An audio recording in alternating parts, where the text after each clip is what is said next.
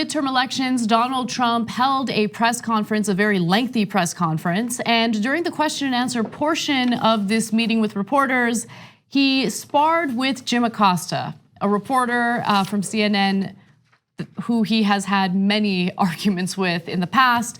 But this time it got even more heated. So let's take a look. I wanted to challenge you on one of the statements that you made in the tail end of the campaign in the midterms. That here we go. If you don't mind, Mr. President, that this caravan was an invasion. As you know, Mr. President, I consider it to be an invasion. As you know, Mr. President, the caravan was not an invasion. It's a group of migrants moving up from Central America towards the border with the U.S. Thank you for telling me that. Why did you characterize it as such? Because I consider it an invasion. You and I have a difference of opinion. But do you think that you demonized immigrants in this election to try to keep? I want them to come into the country, but they have to come in legally. You know, they have to come in, Jim, through a process. I want it to be a process, and I want people to come in, and we need the people. Your campaign. Wait. You know why we need the people, don't you? Because we have hundreds of companies moving in. We need the people. But your campaign had an ad showing migrants climbing over walls and so on. Well, that's true. But they weren't actors. They're not going to be doing that. They weren't actors. Well, no, it's true.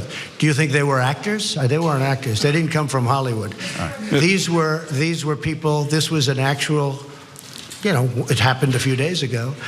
And they're hundreds of miles away, though. They're hundreds and hundreds of miles away. That's not an invasion. Honestly, I think you should let me run the country. You run CNN. All right. And if you did it well, your ratings would be much better. If I may ask one other question. Okay, so that's the first part of it.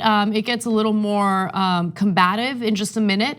But I think that Jim Acosta's questions are completely okay and fine. But Trump gets uncomfortable and very defensive when he gets called out on his lies. That caravan is not an invasion. I mean, we've known about this caravan for a while now. They're planning on going through a port of entry and going through the process for seeking asylum in the United States. Trump keeps saying, they got to follow the law. There's a process. They got to go through the process. That's exactly what they're trying to do. And by the way, the election happens, and all of a sudden, Trump administration isn't fear-mongering about the caravan anymore. The only reason why we're hearing about it right now is because Jim Acosta asked about it. So yeah, the main point is the one Anna made. He says, I want them to go through a process. That's the whole point of the caravan. They're not trying to sneak in, otherwise they wouldn't be in a caravan.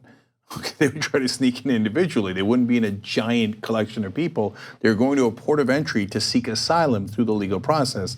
So it's the number one mistake or lie that Trump is doing there. I'm not having a debate about whether Jim Acosta is doing the right thing. The reporters are not supposed to ask friendly questions of the government. That's not a thing. That's not a job. Okay, that's what you do in dictatorships. Oh, hey, look, we have a reporter, and he's asked me about why my policies are so great. No, they're supposed to be watchdogs of the government, whether it's a Republican or a Democratic president. By the way, they should have done a better job of that under Obama and Bush, right? I'm glad they're at least doing it now. It's not a debatable question. Yeah, and by the way, if Trump could have his way, they wouldn't even ask questions. They would just gather, and one by one, they would compliment him with no question, because a question means that he'd have to think for a second to answer it. But let's go to the second part of their interaction. President, if I may ask one other question, are you worried? That's enough. That's enough. Mr. President, I was going to ask one of the other folks. That's enough. Pardon me, ma'am. Mr. President, that's enough. Mr. President, I had one other question, if I may ask, on the Russia investigation. Are you concerned that you may have? I'm not concerned about anything with the Russian investigation because it's a hoax. That's enough. Put down the mic. Mr. President, are you worried about indictments coming down in this investigation? Mr. President. I'll tell you what, CNN should be ashamed of itself having you working for them. You are a rude, terrible person. You shouldn't be working for CNN. Go ahead. I think that's unfair. You're a very rude person. The way you treat Sarah Huckabee is horrible. And the way you treat other people are horrible. You shouldn't treat people that way. Go ahead. Go ahead, Peter. Go ahead. In Jim's defense, I've traveled with him and watched him. He's a diligent reporter who busts his butt. Well, I'm not a big fan of yours either, so I understand. To be honest. So let me ask you a question, if I can. You repeatedly said you aren't the best, Mr. President. You repeatedly over the course of the just sit down, please. Well, when you report fake news, when you report fake news, which CNN does a lot, you are the enemy of the people. Go ahead, Mr. President. Over the course of the last. This is WWE, man. I mean, this is total, Jimmy Snuka versus Rowdy Roddy Piper. So look, Acosta's asking legitimate questions. The only legitimate question as to Acosta's actions is there's a lot of reporters in the room. Should he have given up the mic earlier? Because they all have to ask questions. Okay, that's a fine question. But his tone, his aggressiveness, they all should be equally aggressive. They shouldn't let him get away with that stuff. He just called the press the enemy of the people again. Why do they have to be conciliatory to him when he calls them the enemy of the people? So and they still call him Mr. President, Mr. President, Mr. President, Mr. President. It drives me crazy. I get it. This is just the way they operate. This is the way they refer to the president as they're asking questions. But even while Trump consistently attacks them, goes after them, they never insult him. They never go after him. They ask him questions and they still try to do it in a respectful way. And he called him a rude person, which is hilarious. Come on, okay. A terrible person, you're a terrible person, you're a rude person. A rude, terrible person. Do you know anyone more rude in politics than Donald Trump? I mean, he said to Megyn Kelly, you're bleeding from wherever. I mean, we're having a conversation about who's a rude and terrible person. The most disturbing part of that is like, you shouldn't be working for CNN. See, that's the government trying to intimidate the press. Of course, Trump has never read the Constitution. If he had, he might have noticed in the First Amendment, it says there's freedom of the press. And so that's him trying to intimidate them. Luckily, CNN didn't go for it and they backed Acosta. And I want to also reiterate that those who cry the loudest are those on the left, on the right. Terrible Freudian slip.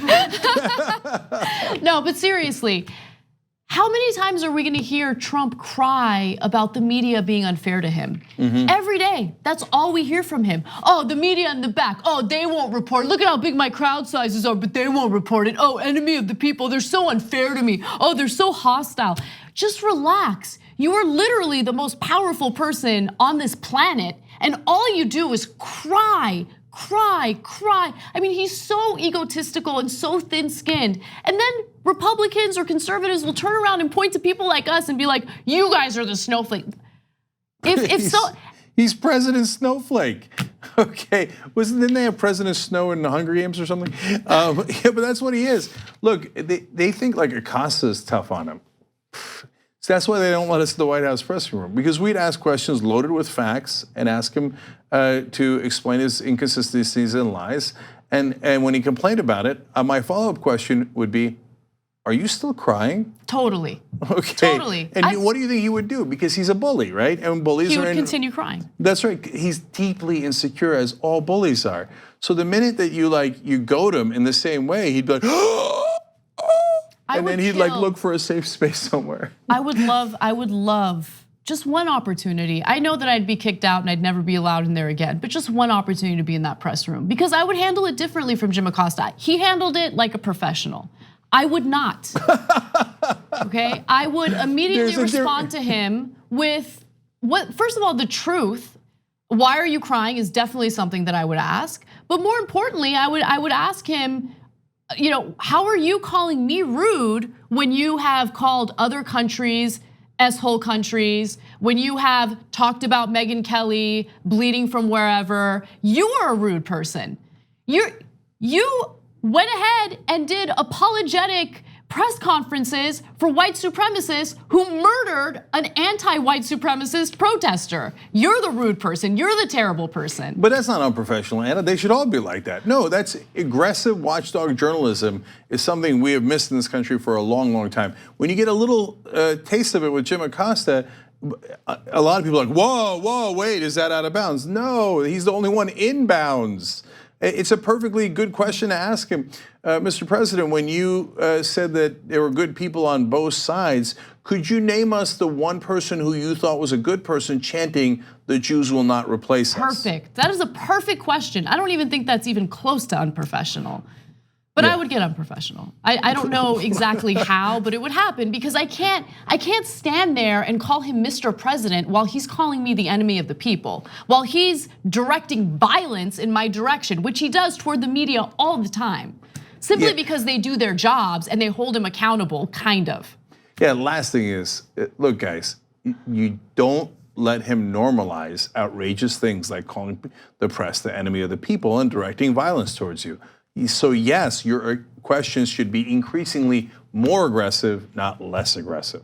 2 easy ways to follow the Young Turks. One is hit the subscribe button down below, then you're a TYT subscriber. And second is ring the bell. And when you do that on YouTube, you're notified of our videos.